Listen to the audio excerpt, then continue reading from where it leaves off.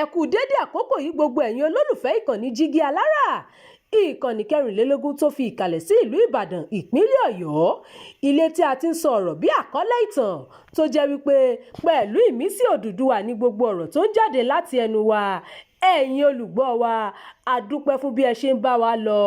Ojú tẹ́ fi ń fò wá kò ní fọ́, bẹ́ẹ̀ sì ni etí tẹ́ fi ń gbọ́ wa kò ní di tẹ́ náwó sí láéláé. Abdulkareem Nimot ni oníròyìn yín.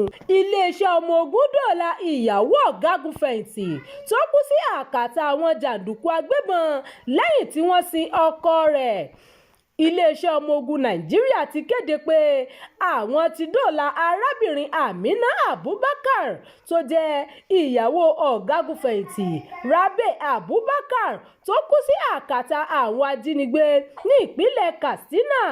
Alukoro fún iléeṣẹ́ ọmọ ogun Nàìjíríà ọ̀gágun Samaila Uba ló fọ̀rọ̀ yìí léde lálẹ́ ọjọ́ Ajé ọjọ́ 15 oṣù kẹfà yìí. Níbi ọ̀sẹ̀ mélòó kan sẹ́yìn làwọn agbébọn jí tọkọtaya náà gbé kí ìròyìn ikú ọ̀gágunfẹ̀yìntì Abubakar tó jáde lọ́jọ́ Àìkú tó kọjá.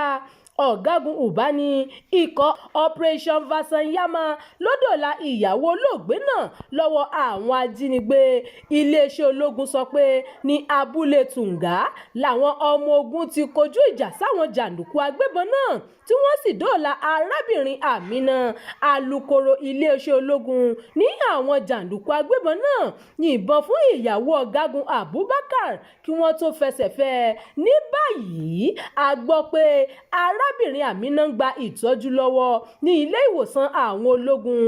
Ẹ̀wẹ̀, àwọn aláṣẹ iléeṣẹ́ ológun Nàìjíríà ti ṣèlérí wípé àwọn yóò fún arábìnrin Amina ní ìtọ́jú tó péye títí ara rẹ̀ yóò fi yá dáadáa. Bákan náà ni wọ́n tún sọ pé àwọn ọmọ ogun kò ní káàárẹ̀ nípa kíkojú ìjà sáwọn agbésùmọ̀mí tó ń ṣọṣẹ́ ní Nàìjíríà o. Iléeṣẹ́ ọmọ ogun Nàìjíríà ti ṣàbẹ̀wò ìbánikẹ́dùn sí ẹbí ajagunfẹ̀yìntì Maj General Rabe Abubakar tó kú sí àkàtà àwọn jàndùkú ajínigbé ní ìpínlẹ̀ Katsina o. Ikọ̀ ọmọ ogun Nàìjíríà tí ọ̀gágun IM Abdullahi Kọ́sòdí ló ṣàbẹ̀wò sí ẹbí olóògbé àti ìjọba ìpínlẹ̀ Katsina lọ́jọ́ Àìkú. Ikọ̀ náà fi iṣẹ́ ìbánikẹ́dùn ọ̀gá àgbà iléeṣẹ́ ológun Nàìjíríà Olúyèdè jẹ́ fún ẹbí olóògbé àti ìjọba Katsina. Ọ̀gágun Abdullahi ṣàpèjúwe olóògbé ọ̀gágun Abubakar gẹ́gẹ́ bí olùfọkànsìn tó fi gbogbo agbára rẹ̀ sí orílẹ̀-èdè Nàìjíríà. Ọ̀gágun Abdullahi tó jẹ́ ọ̀kan lára àwọn ọ̀gá àgbà ní iléeṣẹ́ ológun fi dá ẹbí olóògbé náà lójú pé iléeṣẹ́ ológun yóò rí i pé àwọn tó wà nídìí ikú ọ̀gágun Abubakar fojú winá òfin. Abdullahi tún sọ fún ẹbí olóògbé wípé iléeṣẹ́ ológun yóò gbárùkù tì wọ́n lásìkò yìí. Ọ̀gágun Abubakar ṣiṣẹ́ takuntakun ní iléeṣẹ́ ológun Nàìjíríà fún 30 ọdún gbáko. Iléeṣẹ́ ológun kò ní jẹ́ kí gbogbo iṣẹ́ tí ọ̀gágun Abubakar ṣe fún Nàìjíríà lọ lásán. Iṣẹ́ tí ọ̀gágun Abubakar ṣe yóò máa tẹ̀síwájú láti máa jẹ́ ìwúrí fáwọn ọmọ ogun Nàìjíríà. Ọ̀gágun Abdullahi ló sọ bẹ́ẹ̀. Ikọ̀ ológun náà fún ẹbí olóògbé ní àsíá orílẹ̀-èdè Nàìjíríà gẹ́gẹ́ bí àmì iyì fún ipa ribiribi tí ọ̀gágun Abubakar kó nílé iṣẹ́ ológun Nàìjíríà nígbà ayé rẹ̀. Alhaji Dikko Muazu Ruma lórúkọ gbogbo ẹbí olóògbé dúpẹ́ lọ́wọ́ ikọ̀ ológun tó ṣàbẹ̀wò sí ẹbí Abubakar. Ṣáájú ni ikọ̀ ológun náà ti kọ́kọ́ ṣàbẹ̀wò sí ìjọba ìpínlẹ̀ Katsina o, níbi tí igbákejì gómìnà Malam Farouk Lawal Jobe ti ṣojú gómìnà ìpínlẹ̀ Katsina.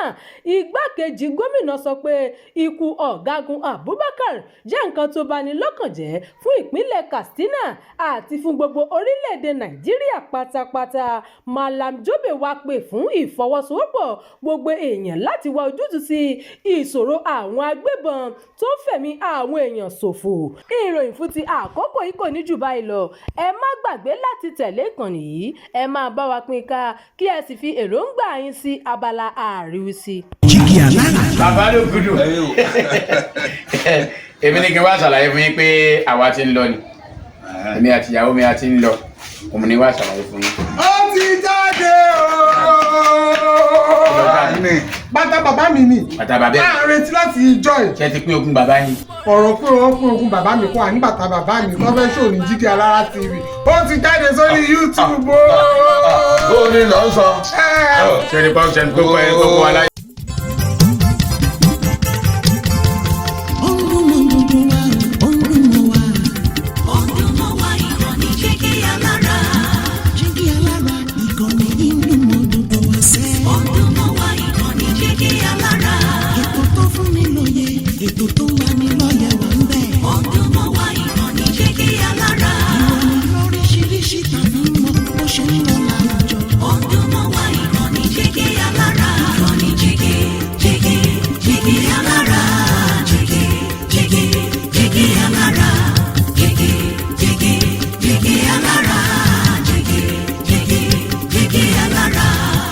ìkànnì Jígí Alára 24 bàbá gbogbo.